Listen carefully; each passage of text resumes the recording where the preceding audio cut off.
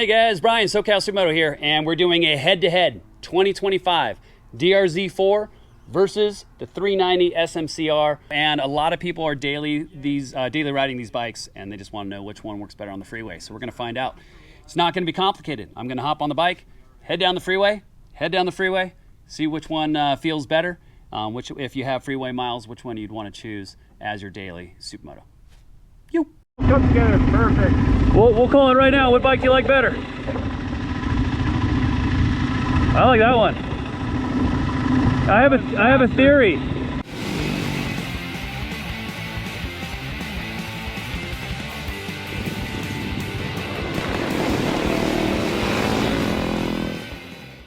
All right, we're about to do our freeway test. We're gonna do something we've never done, which is leave the track to go ride on the street.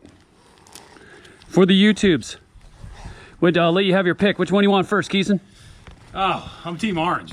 Team Orange, all right. Well, you're gonna be Team Orange for like 2 minutes of freeway riding, then on to Team whatever this is, Blue. I guess Team Yellow, even though it's not yellow. Yeah. It's got some yellow in it. All right, cool. All right, here we are leaving the racetrack. Go see how these things are on the street. Oh, there's Team Orange coming in. So smooth and so easy to ride.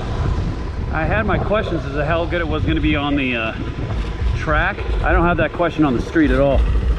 Dude, this thing is so smooth. How's it feel so far? Good. It's a little torquier than I expected. Oh, that's cool. Yeah. This feels so weird. I feel like it's been years since I've ridden on the street. I'm kind of like, I feel like I'm learning how to ride again. Like, ah, cool, I got a nice motorbike. So we'll just do it going, we'll line up side by side and then just do it going on the freeway. All right, yeah.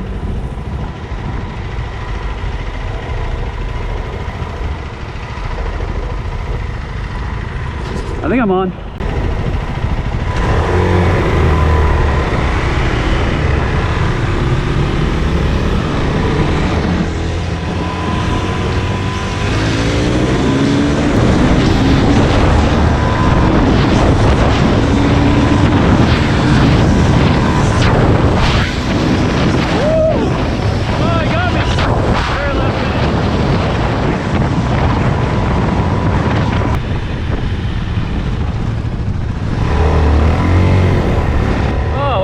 Pullover spot.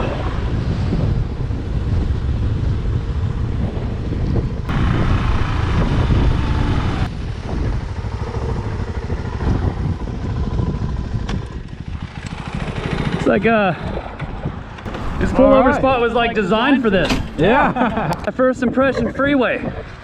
That was pretty good. This thing actually surprised me. Yeah? I don't know if I cheated. I did take off in third gear. Oh, who knows? Yeah, you had a good launch at the end. I think they're pretty damn close regardless. Yeah. I don't know. I felt like I definitely pulled a little bit at the end right when I passed you. Oh, yeah. I don't know. It surprised me. You got 6th gear, right? Yeah. Yeah, so this is a million times better than the old DR-Z on the freeway. Way better. So it doesn't have a 6th gear, but I think they learned their lesson and made their 5th gear taller because there's no acceleration in 5th gear, but I went 85 and I could barely tell. And that was not the case with the old DR-Z. I thought I was gonna like destroy the bike if I went 85. Yeah. And this thing felt really smooth. I only did a couple laps so far on the track, and what I didn't like on the track disappeared on the street. Okay. It was just, on the track, it felt like it had too much rebound, was walling around too much. On the street, it was just like, whatever, man, I'm on a street bike. So, good. Yeah, it felt great. So, good to know. Now I'll switch it up and switch bikes. Yeah. All right. I'm excited. We're gonna do all this and then be like, oh, these bikes are the same.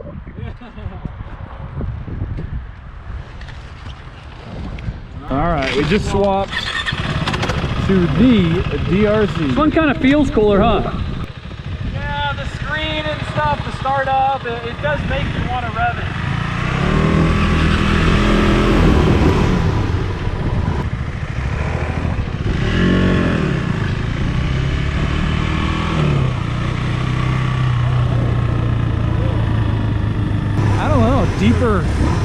deeper grunt to it.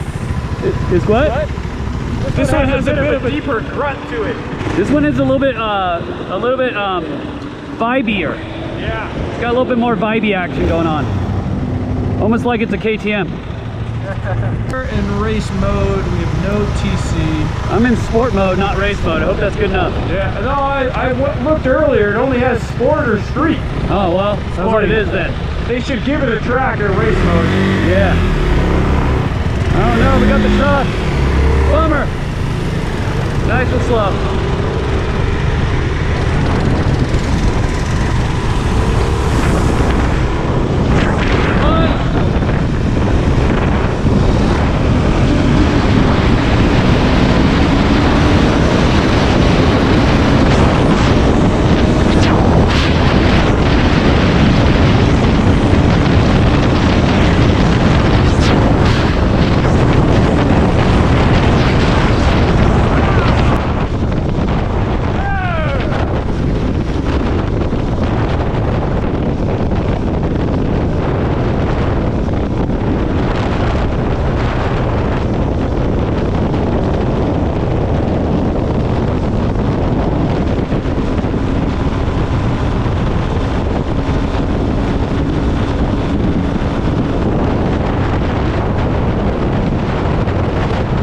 What were you just saying about which? I wouldn't ride either bike on the highway. Straight up. You get into fifth gear on either one and you really lose your like passing power. That's something that I really like to have on a motorcycle, is the ability to, if someone's coming in my lane, I can just punch past them. And yeah, that's not happening. You can only ride these bikes in sixth gear, I would say. I felt like you can't ride the DR-Z in sixth gear. Well, this also has no sixth gear. Fifth gear, sorry. Yeah, it also has no tachometer, so I couldn't tell how high in the rev range it was. But on the KTM, if you're in fifth, it's just like it wants to go to six. So yeah. Well, yeah, the KTM has a sixth. So I mean, that was really kind of cool because, it only, as I was mentioning, you don't need to see our review. You don't need to see anybody else's review. If we're honest, I think you get a couple miles on either of these bikes, and it will tell you. For me, if I only had to ride on the freeway, which one would you go with? KTM. So he'd go KTM, I'd go DR-Z. I found the DR-Z more comfortable. I like being able to get up on the tank. I thought the engine was smoother. I thought it was a lot more comfortable on the freeway. KTM has a little bit more power, but not significant. And the power on the difference on the KTM, for me, doesn't make up for the weird ergonomics on the seat. That fat ergonomics, which if you're a knee-down rider, I don't think it's going to be an issue. But on the freeway, we concluded they're both lousy. Although, I'll be honest with you, with the street helmet, I could commute on the DR-Z. I could commute on either one of these bikes if I had a street helmet. I could get it done. I did that for years. I don't mind a small bike with no power. So this was the race review. Race review. Race review. Who won? All right, so the first one, I was on the KTM. Yeah. I thought I was in a lower gear than you, and I pulled past you at the end. So I was like, all right. I think it revs higher. It revs higher, and it might just have a little more punch down low, too. Yeah, we think, okay, KTM gets the power. But then we swapped. Yeah. You got on the KTM, and what happened? I won. I think, yeah. So we're going to give the KTM the nod on power. I don't think it's as significant as Keeson says. I think it was almost like a luck of who was in the best rev range when we took off, honestly. So I'm going to give a slight nod to the KTM in a straight line. But again, it's more vibey, which might be a good or bad thing, depending on what you're into. But I noticed that when I like stoplights and stuff, it seemed a lot more vibier, like kind of more vibrations. Yeah, it seems like a little like tinny almost when you rev it. Yeah. And that was like the first thing I noticed. I fired that up and I was like, oh, okay, this actually has a little grunt to it, which is kind of what you want on a bike. So I'm going to make the call. For myself, if I was to be a street rider only, I'd get the Suzuki. Unless you're short, then you probably want the little shorter seat height of the KTM. Both get it done. Both are fun.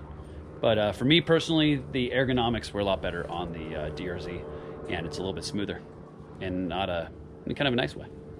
I like the fit and finish on the KTM as far as the levers and shit, and the mirrors. Mirrors were killer. Yeah. So that's a nod. Let's see what Izzy. What do you think, Iz? No, nothing. No. Not impressed. Not impressed. I would go with the KTM. I think, like you said, the fit and the finish, you know, the stuff on the screen there, the ready to race. For me, it's like kind of I walk up to it every day and I'd be like, hell yeah, I'd be excited to ride this bike. Sure. The DR-Z, even though it, you know, I don't know, it's like splitting hairs here. Yeah. They're not that different. They're really not that different. So I guess what I'm saying is they're pretty similar. He gives the KTM the nod because he's prioritizing the slight acceleration boost, and I'm giving the Suzuki the nod due to the a little bit better ergonomics. Does that sound fair? Yeah. And they're both great bikes at the end of the day. And they're both great bikes. Well said, Max. Max is always so positive. Good job.